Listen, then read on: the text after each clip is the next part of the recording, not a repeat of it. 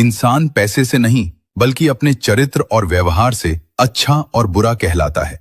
ये सुनकर राधा की आंखों में भी आंसू आ गए। उसने सुनीता को गले से लगा लिया और कहा, अरे पगली, बहनें माफी नहीं मांगती बल्कि एक दूसरे को संभालती हैं। चल अब रोना बंद कर, वरना मार खाएगी मुझसे। अगले दिन राधा ने राघव से बात की। राघव, मैं चाहती हूं कि सुनीता भी हमारे साथ काम करे। इससे वो ये सब जल्दी भूल पाएगी और जिंदगी में आगे बढ़ पाएगी। राघव ने बिना कुछ पूछे कहा, ठीक है राधा, जैसा तुम चाहो कर सकती हो। आखिर सुनीता तुम्हारी बहन है तो वो मेरी भी बहन है। इस तरह सुनीता राघव और राधा के साथ खूब मेहनत से काम करने लगी। सुबह जल्दी उठना, खेत जाना, सब्जियों में पानी देना, सब्जियां तोड़ना और राघव के साथ शहर जाकर दुकान पर सब्जियां बेचना। सुनीता के हाथ छिल गए, कमर दर्द करने लगी और एक दिन परेशान होकर सुनीता ने रोते हुए कहा, राधा, ये सब करना मेरे बस की बात नहीं है, मुझसे नहीं हो पाएगा, मैं तुम्हारे जितनी मजबूत नहीं हूं। राधा ने उसे समझाया और कहा, हिम्मत मत हार सुनीता, मैंने भी सीखा था, तू भी जल्दी ही सीख जाएगी और देखना एक दिन कामयाबी तेरे कदम जरूर चूमेगी। इसी तरह दिन बीतने लगे।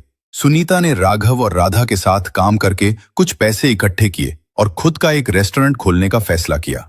राघव और राधा ने सुनीता का साथ दिया और फिर कुछ दिन बाद सुनीता और राधा ने मिलकर पार्टनरशिप में शहर में एक रेस्टोरेंट खोल लिया।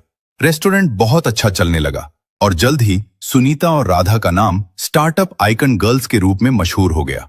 उसी दौरान निखिल राजेश तिवारी के घर आया। उसने नमस्ते किया और पूछा, सुनीता कहाँ है? उन्होंने गुस्से में कहा, अब तुझे सुनीता से क्या काम है?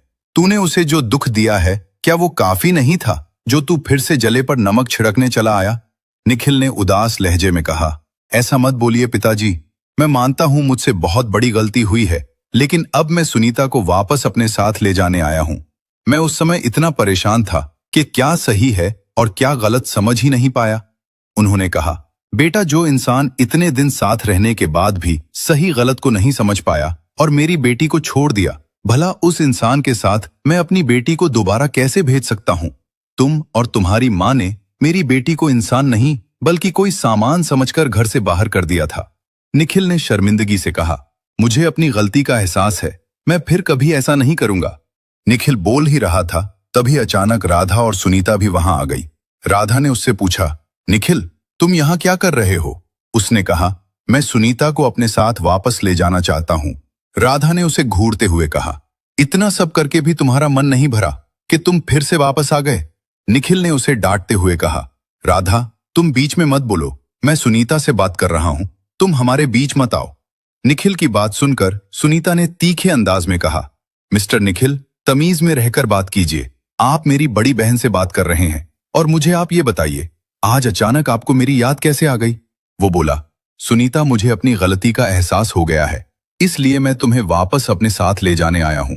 सुनीता ने उसकी आंखों में देखते हुए कहा, निखिल, मैं अच्छी तरह जानती हूं तुम्हें, आज मेरे पास दौलत और शोहरत आ गई है तो अब तुम्हें मेरी याद आ गई? तुम सिर्फ लालची इंसान हो। निखिल ने उसे डांटते हुए कहा, अपनी हद में रहो सुनीता, इस तरह कहकर तुम मेरी बेइज्जती कर रही हो।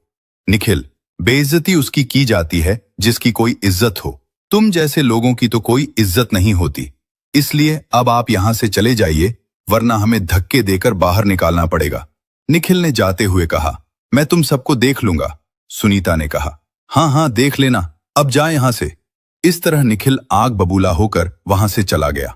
इसके बाद उन दोनों बहनों ने बहुत तरक्की की और फिर राधा और राघव ने मिलकर सुनीता के लिए एक बहुत अच्छा लड़का ढूंढा जिसका नाम अमित था। सुनीता की शादी अमित से हो गई और इस तरह वो दोनों बहनें खुशी खुशी रहने लगी। दोस्तों, इंसान की असली पहचान उसकी दौलत से नहीं, उसके व्यवहार और संस्कार से होती है। घमंड चाहे कितना भी बड़ा क्यों ना हो, वक्त उसे एक दिन जरूर तोड़ देता है। दौलत से सिर्फ सुविधाएं खरीदी जा सकती हैं, लेकिन सुकून और प्यार नहीं।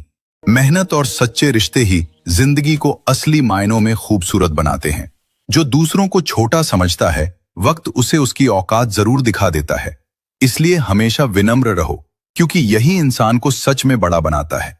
दोस्तों, अगर आपको ये कहानी पसंद आई हो तो इसे लाइक और शेयर करें, साथ ही हमारे चैनल को भी सब्सक्राइब कर लीजिए।